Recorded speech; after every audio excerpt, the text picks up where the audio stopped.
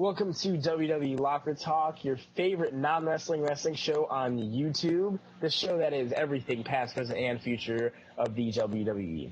I am Matthew Main Event, joined as always is my co-host Colton. And tonight we have an exciting topic for you guys, an exciting fan mail that we're going to answer. I'm going to shoot it over to Colton to introduce our main topic. All right, thanks, Matt. Our main topic for tonight's show is gimmicks that WWE gave up on too early, or gimmicks that we thought should be changed or go a little longer. So, Matt, why don't you give us your first gimmick? All right, well, my first gimmick is Brooklyn. I'm talking about Crime Time, y'all. Crime Time, Shad, and JTG. They were good. JTG was a good, small, high flyer type wrestler. And Shad was just their typical powerhouse behind him. They were fun to watch. They were hilarious as they stole TV screens from the announce table. And they came out strong. And then something happened where they just started jobbing for everybody. And they were just stealing random things. It was just kind of all right, it's funny, but where's the sauce? Where's the steak sauce and all of this? They didn't have anything. So I feel like if they give them a little more time, a little more of a push, they would have still been around now. Maybe not as Crime Time currently, but they definitely would be singles competitors. I feel like JTG could have been a breakout star, but they really should have given Crime Time a little more time and a little more effort. All right. My first gimmick is the best one on the list. It's the one you're all thinking of, Zack Ryder. Everyone loves Zack Ryder. He's the best. There's nothing that isn't awesome about Zack Ryder. He's a self-made man using his YouTube show to gain popularity with the fans and get himself a push. But something happened. Some certain hostie who will remain nameless happened, and Zack Ryder was never the same after, and it's a real shame because Zack Ryder to this day still gets great reactions with the live crowd. So it's a shame that they didn't do more with Zack Ryder. And so to me, he's really the only pick, but he's the main pick as gimmicks that WWE should have done more with. All right. My next pick, Matt Hardy version 1. Now, the Hardy Boys we all remember fondly as one of the greatest tag teams of all time, a tag team that really pushed the tag team division alongside Edge, Christian, and the Dudleys. And then they broke up, and Jeff found stardom amongst his many problems in the WWE, becoming a WWE champion, World Heavyweight champion. Matt Hardy had a little more struggles, but the thing he did have was Matt Hardy version 1. Now, when he came out with this gimmick, he got a little bit of push, and real-life friend Shannon Moore came along and became a student of Mattitude, and this gimmick on SmackDown became more realized, and people were following me all right, that's really cool. And then Crash Holly came on and became a student of Shannon Moore, known as a moron. As extension, student of Mattitude. So Matt had 2 followers, a pretty decent following on SmackDown, and then real-life girlfriend Leah got moved to Raw. So on the draft, they decided to move Mattitude and just Matt Hardy over to Raw, leaving the 2 followers over on SmackDown and killing the entire movement. I don't know what WWE was saying on this. They could have just moved all the guys. They didn't have a shortage of people over on SmackDown and Raw. But they killed Mattitude, and I feel like this was Matt Hardy's chance to break out into single stardom, and they just kind of killed it. And it would have been nice to see Mattitude take off, much like another gimmick we have coming up. That we do, Matt. I'm not sure if that's the gimmick you're talking about. I kind of spaced out a little bit there. But my next gimmick is a gimmick that was dead from the start, and that is Brodus Clay.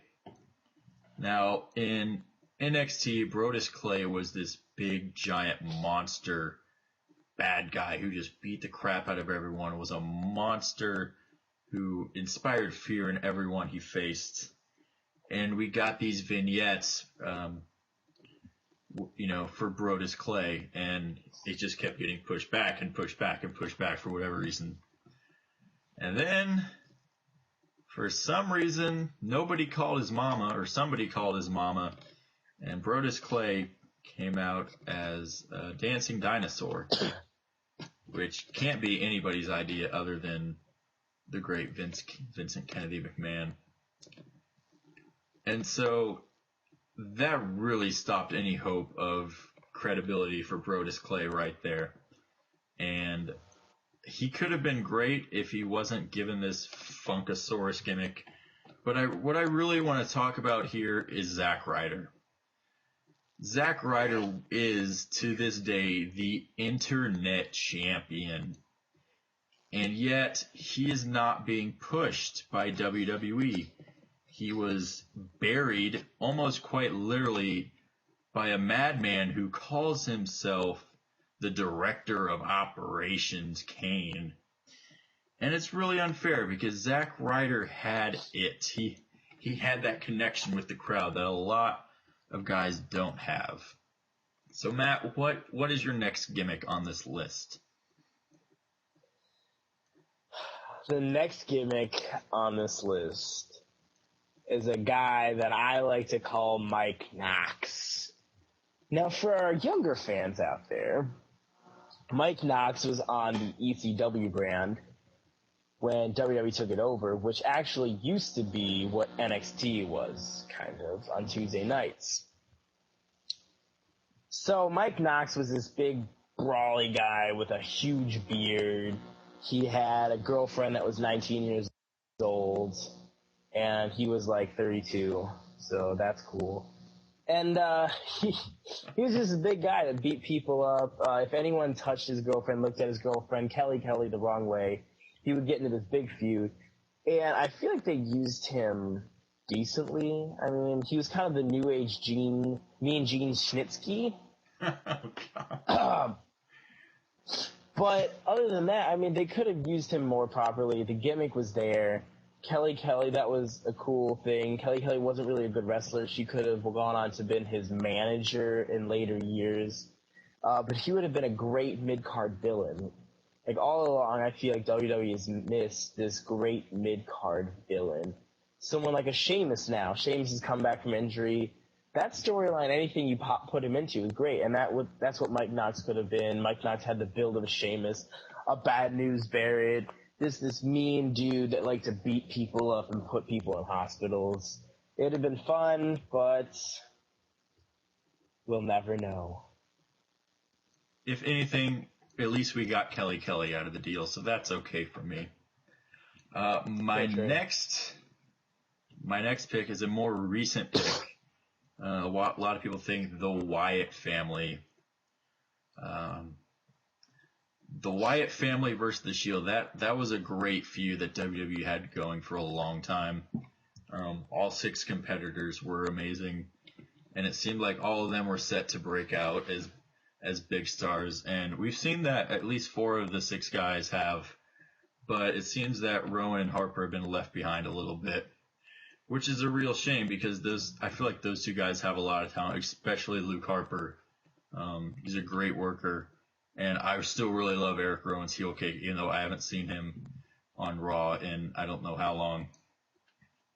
But yeah, I felt like they could have kept the Wyatts around a little longer, which leads me to a thought that I've kind of had this creative idea that ran through in my head that involves putting every member of the Wyatt over in the future, and it would be bringing the Wyatts back together. For a short period of time, but having Harper and Rowan turn on Bray Wyatt at some point, leading them to be a huge heel tag team together. I feel like they could do wonders for the tag team division, which would lead to a run with Bray Wyatt being a top babyface in the company, which I think could be really interesting to see. But another thing I want to talk about here is the importance of Zack Ryder. Now, Zack Ryder had this great show called Z True Long Island Story. And through Z True Long Island Story, he made other people into stars. I spent an entire weekend watching all 100 episodes of The True Long Island Story, and to this day, it was the third greatest weekend I've ever had in my life. So it really makes me disappointed that they didn't do anything with Zack Ryder. Right on. All 100 episodes. There's 100 episodes of them. There are 100 episodes. Then it got canceled. Well, my next pick, I'll give you a hint. I'm Robbie! We actually had a friend named Robbie, and we'd prank call him and leave him voicemails like that. Well, he wasn't really a friend. He was this guy. We didn't know him at all. We just looked up Robbie in the phone book, and we called this guy repeatedly. The Highlanders. And I know a lot of you are scratching your head like, now, the Highlanders, who are the Highlanders? Like, you had me on Crime Time. I don't know who the Highlanders are. The Highlanders were a nice little tag team. They hailed from, where'd they come from? Scotland. Yeah. Scotland. I want to say Scottsdale for some reason. Scotland. No, they're not from Arizona. No. That's Scotland, the Bellas. and they came out in their kilts and their like bald heads and their beards. But they were that perfect combination. Neither of them were too big. Neither of them were like particularly high flyers. They were just that perfect tag team combination of like awkwardness that the Usos are, where you have high flyers, but you also have power moves. They were fun to watch. They had a little bit of a push back in the day when Crime Time, when Deuce and Domino were there, when Brian Kendrick and Paul London were together, back when the tag team division was really mediocre. So, I mean, they jobbed for a long time, these guys, and I don't understand why, and then they just left without any trace, and Vince likes to do that a lot with people. If it's not working out, it's just no explanation, just cut them out. I feel like if they give them a little more time, maybe resurface the act a little bit, these guys are talented enough, people were backing the Highlanders enough, they loved the I'm Robbie thing, that they could have been pretty good. But, once again, we'll never know. It's true. Now, my last pick here is potentially one of the better factions, if you want to call it that, we've had in the past 10 or so years. The Straight Edge Society of CM Punk, Luke Gallows, and Joseph Mercury. Now, the Straight Edge Society was just a really cool idea from the great mind of CM Punk to kind of get this following of this idea of living the straight edge life of no drinking, no smoking, and no doing drugs that really pissed a lot of people off. There was, if you watch the CM Punk documentary on the WWE Network for a low price of $9.99, he tells some great stories about the Straight Edge Society and how people just loathe these people. And you know, it was a really cool gimmick, and I felt like it could have went a little longer. It could have maybe boosted Gallows or maybe Mercury or Serena into a higher level than what they were, but sadly it didn't really pan out. But I think for me the important thing to think about here is you see Zack Ryder rise through the ranks in this very organic way. And even when he's not on the show, people were cheering, "We want Ryder, we want Ryder." And then finally he gets his shot. And through his show, Z True Long Island Story, you see this rivalry build up between Dolph Ziggler and Zack Ryder. And just from this independent internet show like ours, you see this great rivalry spring up. And Zack Ryder wins the United States Championship. And it's great, and everyone loves it, and it's exciting. And the next night, we get this great segment with CM Punk and Daniel Bryan and Zack Ryder all in the ring at one time, and it's just amazing. And then we go through, and Zack Ryder becomes friends with his idol, John Cena. And John Cena just turns out to be this dirty, lying, cheating, terrible person who steals the unnamed Hosky, and somehow Zack Ryder gets on the bad side of Kane, and he gets pushed off the ramp, and then he's wrestling on Superstars, and we get to see this all pan out on this great internet show, the second greatest wrestling YouTube show ever, right behind Locker Talk. And it just crushes me that Zack Ryder didn't get more. Maybe he wouldn't have been a world heavyweight champion, but damn it, if Zack Ryder wouldn't have been the most entertaining part of Raw and SmackDown for years and years and years. And it just really bugs me that he didn't get more. Oh. Well, now to get off that soapbox, those were our picks for the gimmicks that we thought deserved better and deserved more. And now this leads us into our fan question of the week. And this week's question, actually we have two. Matt, you don't know, I don't think you're fully aware of the first question, but Farmer has sent us a couple questions that we're going to answer. And Matt, this first one isn't wrestling related, so I want you to give me an answer as a yes or no answer, no explanation or anything. So can you do that for me? I think I can, yeah. All right. The question is a hot dog a sandwich? Yes or no? No. Okay. I will agree with no. So, all right. That's our answer to that, Farmer. I hope you like that. And so we're going to move on to the actual important question now.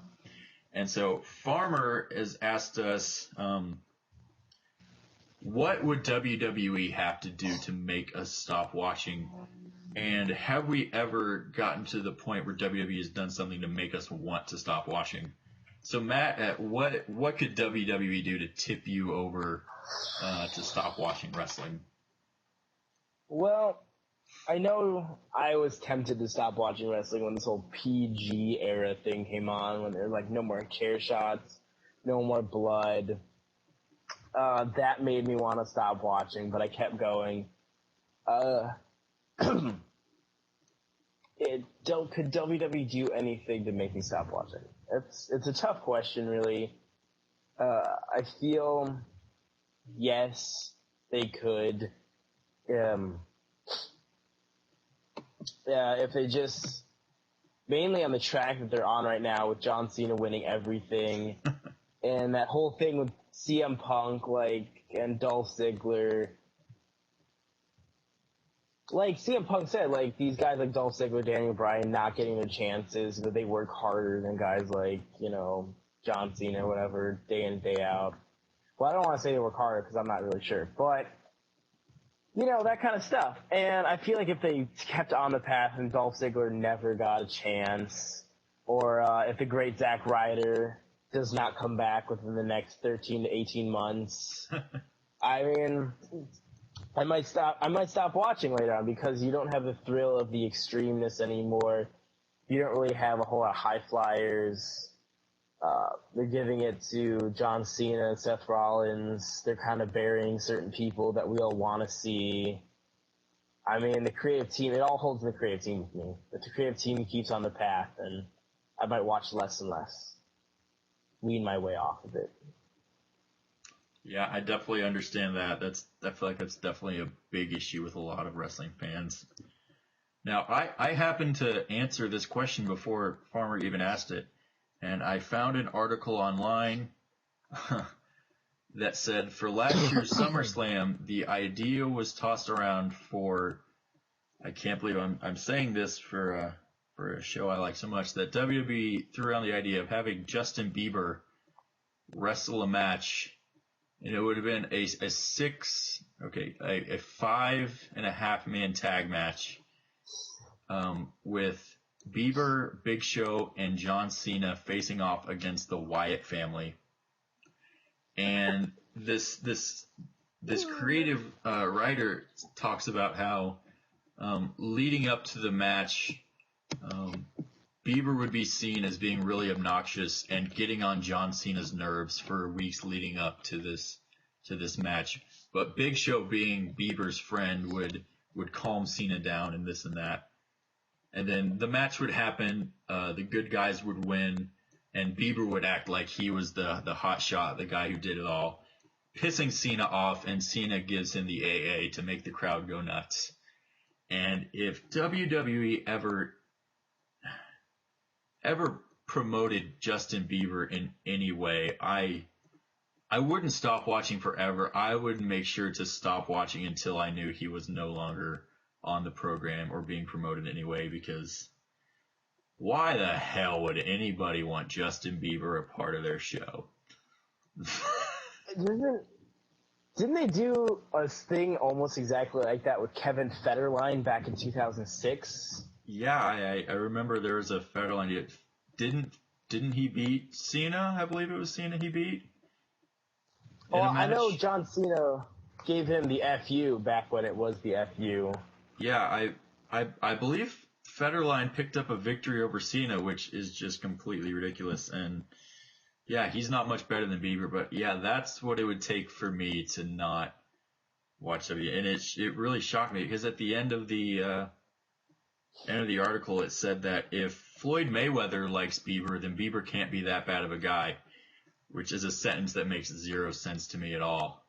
If you're using Floyd Mayweather as the mark of a good person. But that's neither here nor there.